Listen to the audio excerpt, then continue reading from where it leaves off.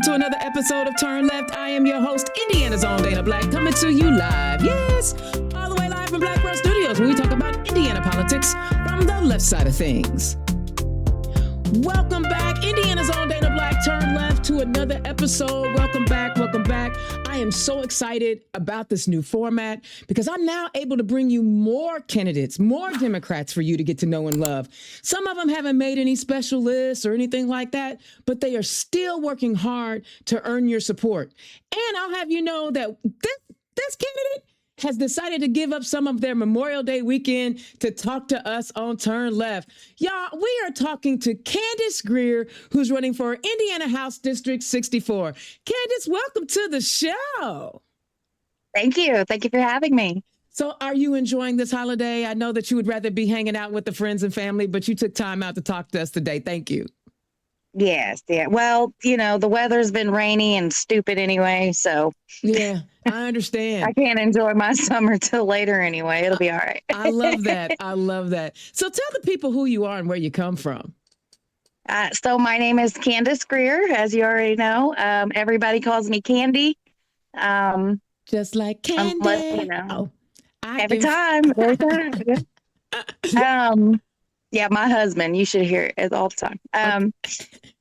Let's see. I am from a union household. My husband is a laborer for our local 561. All right. That we're based out of Evansville, which is about 45 minutes away from us. I'm from Princeton, so was very deeply red and deeply small, and fighting the good fight over here. So, definitely a blue dot. Yeah. So tell me, was there something in your youth or something in your past that made you say, you know, I want to go into public service? Really just growing up the way I did. I was a city kid most of my life. I bounced between Evansville and Indianapolis. I was in the foster care system. I was a ward of the state from the time I was about 9 to about 13. I was a ward. So I really, I can relate to, that system. I know about that system. And then whenever I got back with my mother, we moved to Princeton, and I absolutely hated it. I was like, what is this little podunk town? I hate it here. We ain't even got, we don't have buses. What do you mean? Right. There's no public transportation. Golly. Nothing. No. Yeah. No. And then I rebelled for a long time. I was angry at the world. I was angry at my parents, and plus, stick some teenage rebellion in there. Uh-huh. But I had a teacher. Her name was Mrs. Shipley. And she still teaches the alternative school. And she sat me down one day and she said, "Candy, you're really angry." And I said, "Yeah, I am." I said, I hate everything. Yeah, I was just an angry kid. I was a goth. I was one of the original goths. We didn't do that emo stuff. We wear trip pants. And she sat me down and she handed me a copy of 1984. And she said, "This is what we're going to be doing." And she gave it to me early. And she said, "You need something to target all that anger at." And that was the beginning of my radicalization, I guess. I love that. Yeah. Well, when you say radicalization, what do you mean? Just being able to look through propaganda, I think, is the main. You're not going to trick me with, making me hate somebody I don't know. It's never going to work for me. I went to this meeting. It was my first speaking engagement, and a candidate I'm not going to mention got up there and he says, "Well, we made this law, and that way you have to speak English now in order to get your CDL license because we got too many of these illegal immigrants."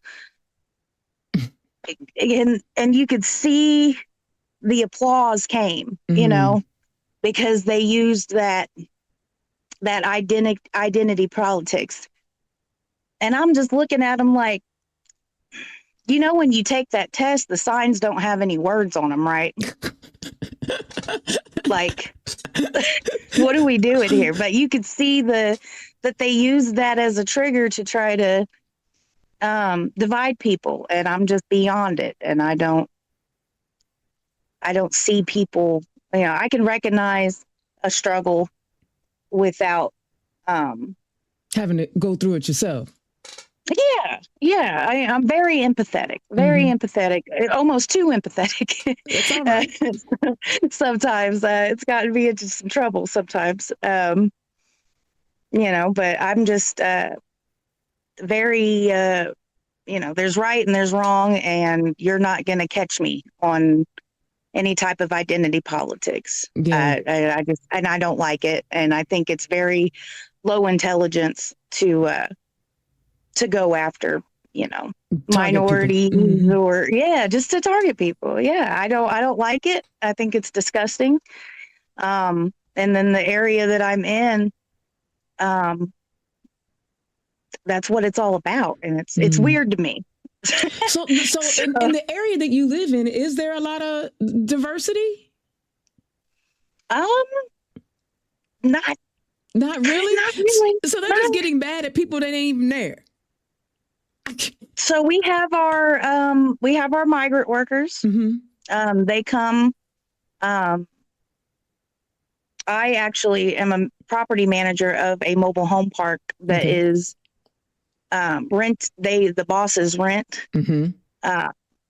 We have 10 homes that are for migrant workers for the field. Okay. So that's about it. But yeah, I mean, but that's it. But we are surrounded by farmland. So we do see a lot of migrant workers. We do have, a lot of restaurants. We have 5 in town, that only hire Hispanic. Labor. That's weird. They don't, it's funny that they don't want them, but they want their labor, right? They want their food too. Right. Because you know what, sis, I'm telling you, every time I go to like a little small town in Indiana and I see a Mexican restaurant, I'm like, y'all shouldn't be allowed to eat in here then. I'm the same way. I'm like, if y'all don't want them here, you ain't going to benefit off of them either. Exactly. Like, I don't like it. And even just, the having to say them, right. Who in the world, why do we even why are we here in 2026? Why are we here? Why are we still having these conversations? Yeah. It's insane to me. They're rolling back they just gutted the Voting Rights Act a couple weeks ago. I was so mad about that. I couldn't even speak. Oh, girl. Don't tell me. I can imagine. I'm going to tell you, sis, I was so mad about it. I had been watching and, reading a lot of social media and watching all the people up in arms about one issue or another, but they were silent on the Supreme Court ruling. And talk about somebody being mad. Talk about, God. You better not say the wrong thing to me on this particular day. That day, I know. I was the same way. And like I said, empathy, that huge empathy that I have, I can't, and I would never tokenize my daughter, Well, what do you mean tokenize your daughter? Tell us about your daughter. She's mixed. Oh, okay. Yeah. So, there's a lot of, I always say I'm always going to be a shield because she will always be a target. I love that. And I have two daughters, and I have to try to, with my oldest daughter, she'll be 17 in October. She's mixed. And like I said, I've tried to instill in her that she is a Black woman. And sometimes the world's not always going to move for her the way it does for me. That's how you're supposed to raise her. Yeah, well, thank you. Yeah, because honestly, that's what my daddy did. This is my first baby, my first teenager. So, well, that's what I'm my trying daddy to navigate. That's what my daddy did. He told me, you a girl. And so Yeah. the world's going to be a little harder for you as a girl. Like, and it's nothing Yeah. wrong with preparing your kids for that. I know a lot of the parents, when they were talking about DEI and all this other stuff and changing the curriculum because we don't want our little white kids to feel bad. But it's like, you have to prepare your child for the world that is, Yeah. not the one It that you is. want it to be, right? So Exactly. if you could give us a little bit of insight on what you've learned by raising a biracial child, a mixed child, and as you identify, however she identifies. I don't mean to be disrespectful, but tell me what you've learned and what you've seen and how you're going to bring those experiences back to the State House. Well, I think it'll be more of a holding racism accountable is definitely going to be. It's already something that I do naturally. I don't like. I'm not one of those. You say a joke around me, I'm not going to ha ha with you. I'm going to be like, no, that's a little bit messed up now. And I think that's our problem with the entire nation. Really, is that it's been let go. They've been emboldened to be. I remember, the first time that my daughter heard the N-word was in kindergarten. Oh my God. And I'm like, I didn't even think, 5 years old. I didn't even think I had her when I was 18. So I was still growing myself, and I'm thinking, we had Obama. Right. Right. What's going I on thought, here? right. And I thought, I'm 20, I was 21 at the time. So, this is second term Obama, and I'm thinking, I thought we had progressed, but it turns out that, I feel like Trump was a what do you call it? An orange menace. That's what I call him. Yeah. But I think he was not a retribution, but I think so. I mean, in a way, it was like payback for Obama. But, and I think it emboldened a lot of the white supremacist groups that had been laying under, dormant for a long time and just kind of working through their wives or whatever the case may be, different systems. I think that it ended up coming out. And then when Roe v. Wade was overturned, I mean, there was little boys going to my daughter talking about your body, my choice, haha. Ooh. I mean, in school. The things that we're teaching kids inadvertently. Yeah. And I'm going, where are the teachers at? Where are the where are the counselors? Yeah, where are the adults at? Why is this little boy being able to, and I mean, telling her that she's going to go back into slavery? I mean, oh my God. Oh yeah. Bad.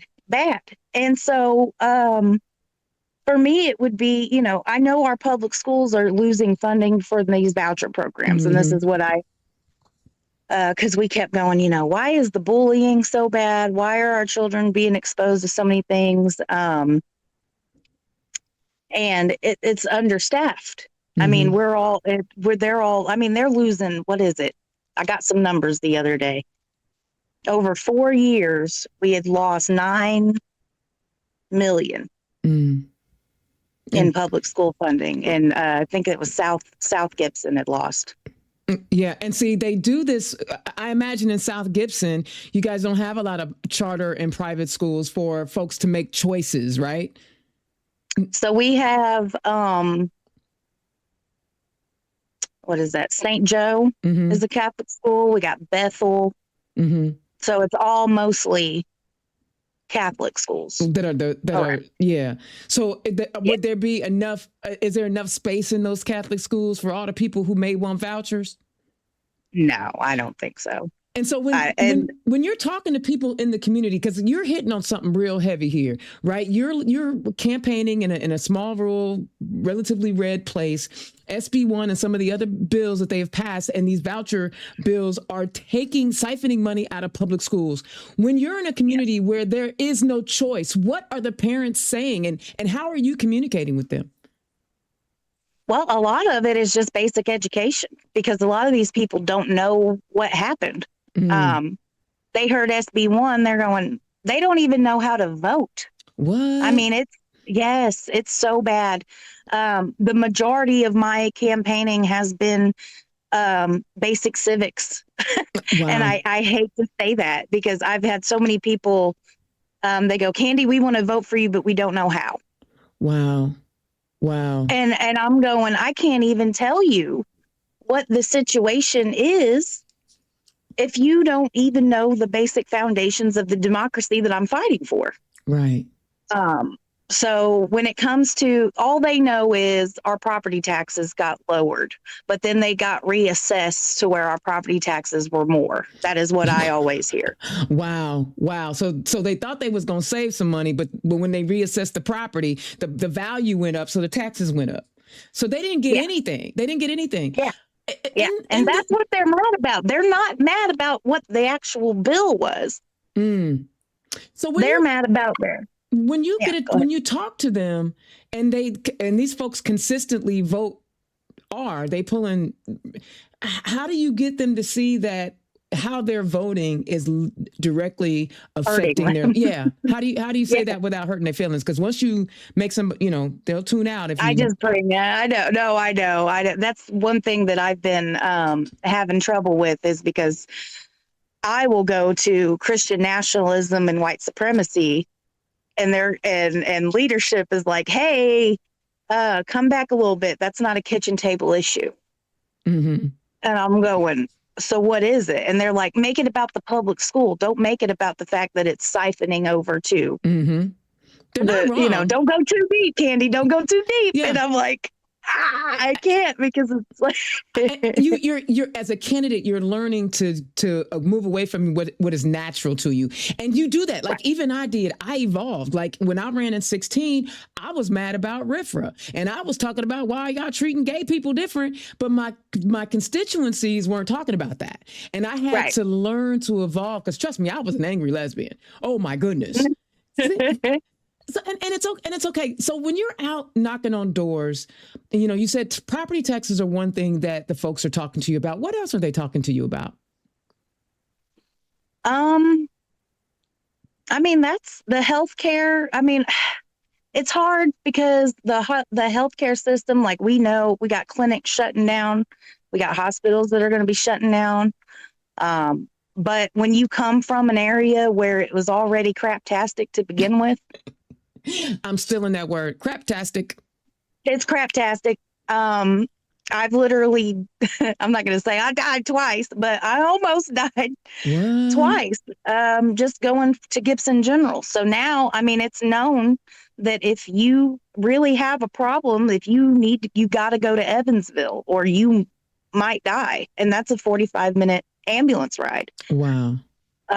So for me personally, and for everybody else, I mean, it's just kind of like, same SSDD when it comes to the healthcare situation, because we already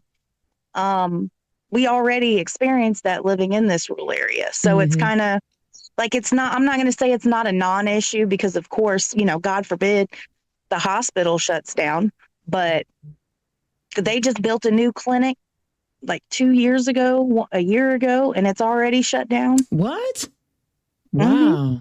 Because of funding? So some people are like, ooh, yeah. Some people are like, oh, what happened? But I mean, our attention span is 2 seconds. Right. So, and around here, unless it directly affects them, they don't get engaged. Yeah. They do not care. I'm listening to you, and is this the first time we've talked? And if it's not, I apologize. I'm old and I may not remember. That's all. Are you boomering on me? Yeah, I'm a straight up Xer over here, honey. I'm a straight up Xer. Be 56 in a few weeks. I love it. I love it. I'm a millennial. Yeah. One of the things I'm loving about our general conversation right here, and I want to just highlight a few things. You are probably the most common sense candidate that I have spoken to. Like, I've met some really brilliant candidates, and I've some really polished candidates and some not so polished candidates.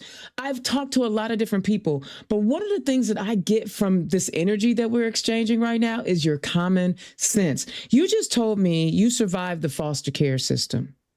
You just told me you had a medical crisis that almost took your life.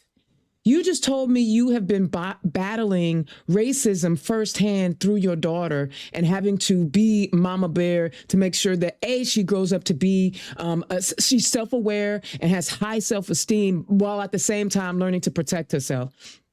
These are like real common sense, things to navigate.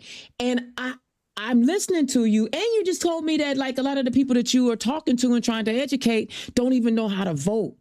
I have a feeling, and we have not been together in person yet, but I have a feeling if we were to get you into that state house, you would bring such a unique dynamic to every argument that is made when it comes to quality of life here in Indiana.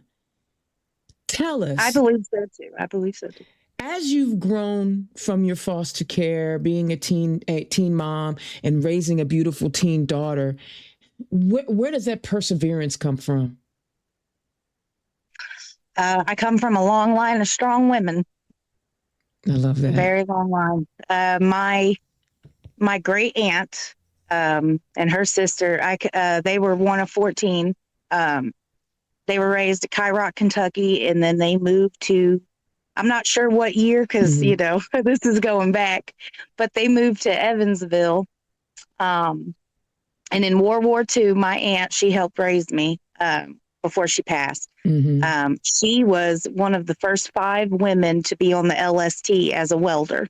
Okay. And she's in the museum, and she's in the book. She's awesome. If you go on my TikTok, you'll see a honorary video that I made for her. Okay.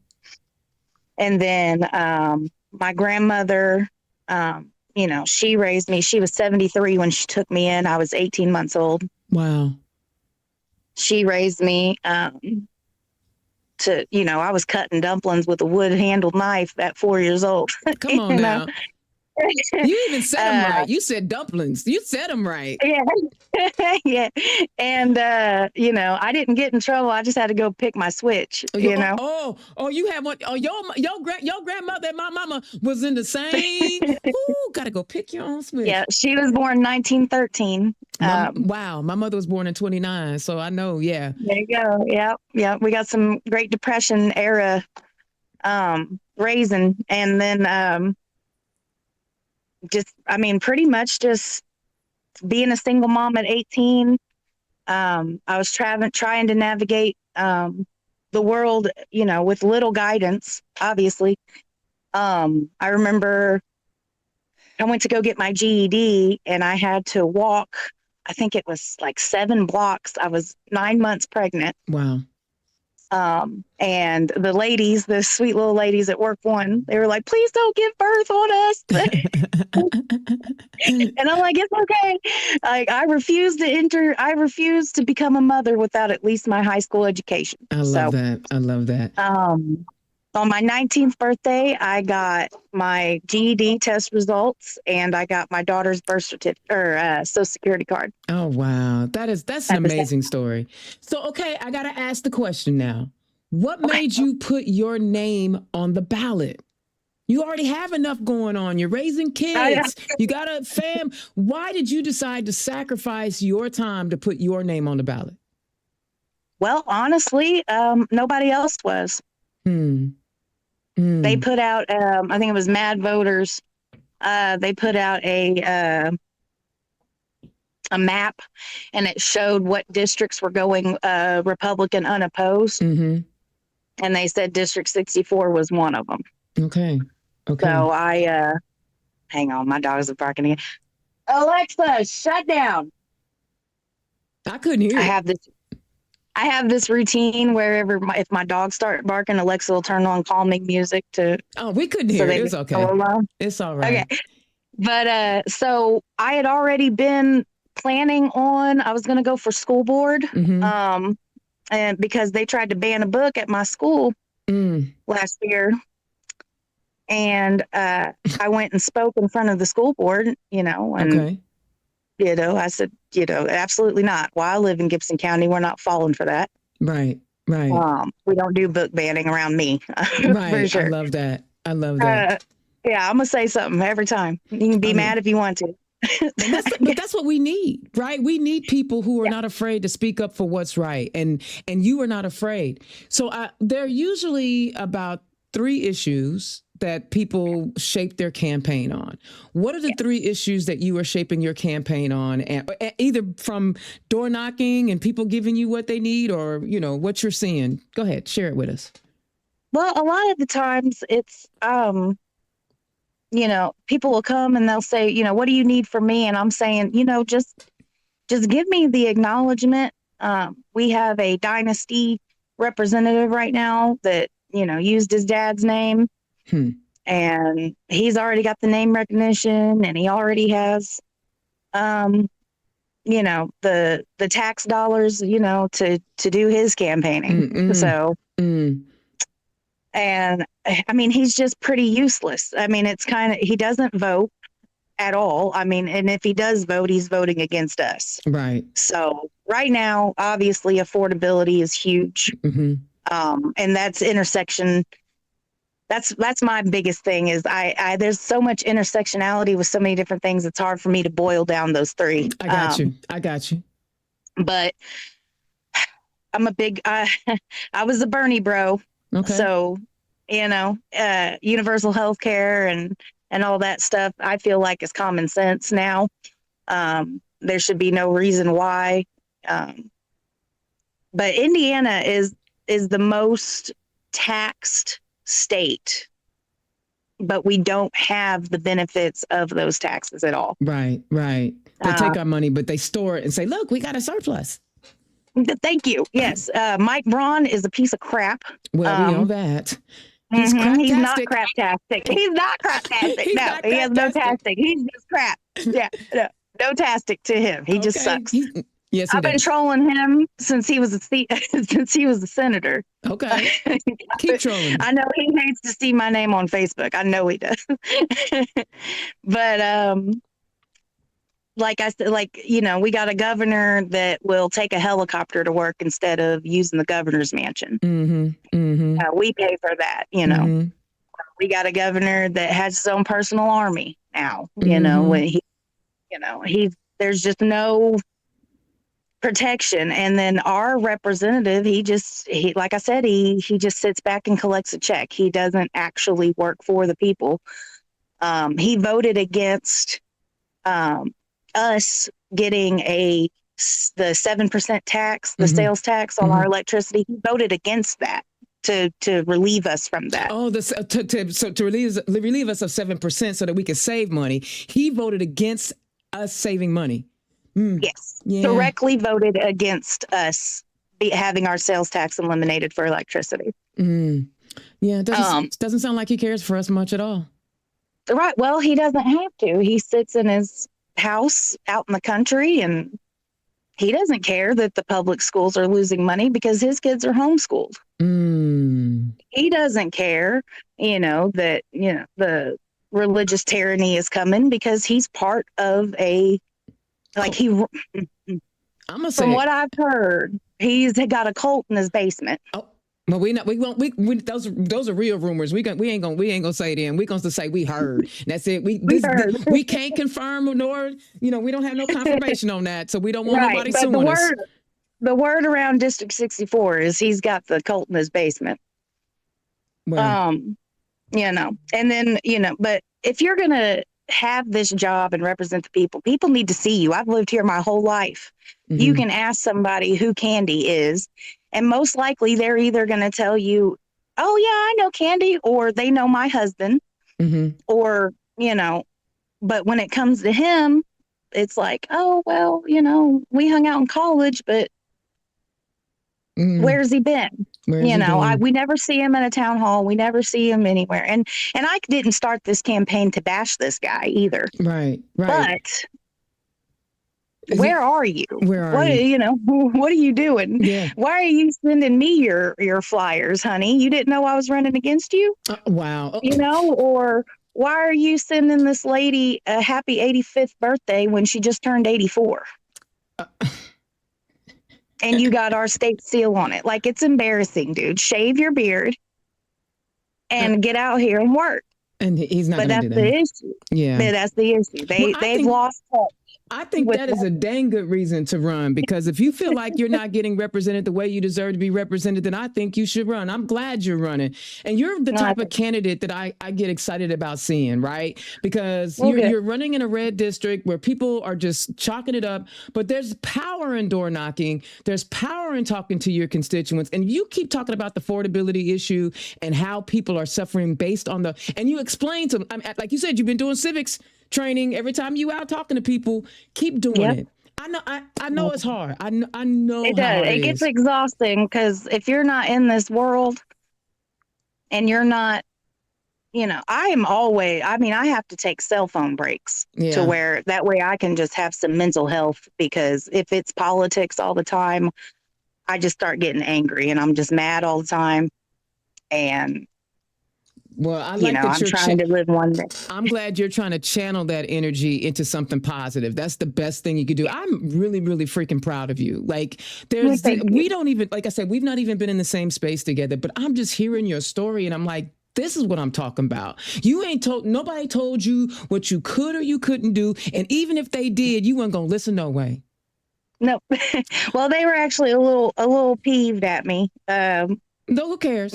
Who cares? Well, I didn't ask for permission. I just went and followed. Literally. I just went and followed.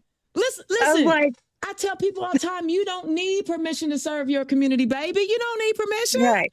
Come on, common sense. All right, listen. Right. Our time is about up, and I know it's the holiday, so I want to let you get back to your family. But tell the people where they can find you. All right. So on TikTok, my username is not that Candace, with a period in between the words, because I am not Candace Owens. Oh, thank goodness. And we don't want that, Candace. Let's get that out the jet. And then Facebook is Candace. I believe it's Candace Greer for Indiana House 64. I had to write it all out. So, and then I don't have a website yet. I am still trying to figure out we're going to take Hey Victor and all that stuff. It's called Act Blue Website Builder now. We've rebranded it. Oh, yeah, that's right. They did switch it. Though. That's right. We are going to talk. Right. We're going to talk probably not this week, but I'll send you an email because, like I said, I'm going away. But I am here to help you. I'll make sure that you get the help that you need from an Act Blue perspective. Don't you ever worry about that. And we're going to help you with your fundraising, because y'all click the link. Click the donate link right down there so that she can get the support that she needs. Consider becoming a recurring monthly donor, right? These are the candidates that we should be supporting. These are the very candidates who could use all of our help. Are you connected with Michelle Higgs of the Rural? I am. Okay. Rural Summit. Yeah. Good. Because that organization is doing good work, and I want to make sure that you get connected. After this campaign is over, also, I want you to consider applying for Who's Your Woman Forward. So the application period is open now to June 6th, but you're in the middle of a campaign. I wouldn't want you to distract yourself, but if you feel like you can do it. I'm not going to tell you not to do it. But I'm actually an at-large delegate too. Okay, so then I'll see you in a couple of weeks.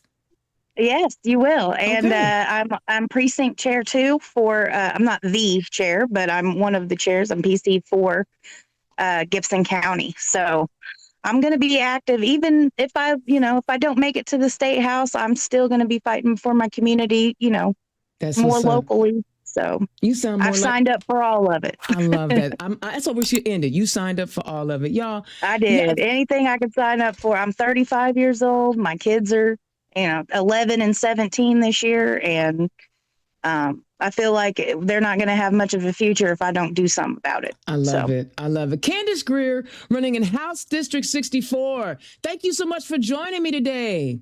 All right. Thank you. Y'all, that's the kind of candidate that we should be getting behind. That's the grassroots candidate. Like, literally somebody homegrown in their community. Like, I don't care. I'm going to do this because this guy is terrible. So listen, find Candace Greer, support Candace Greer, donate to Candace Greer, volunteer to Candace Greer, running for House District 64. Indiana's own Dana Black, turn left. Thank you so much for tuning in. I will holler at you next time. Peace. Turn Left is the property of Black Pearl IT Solutions, executive producer, Indiana's own Dana Black.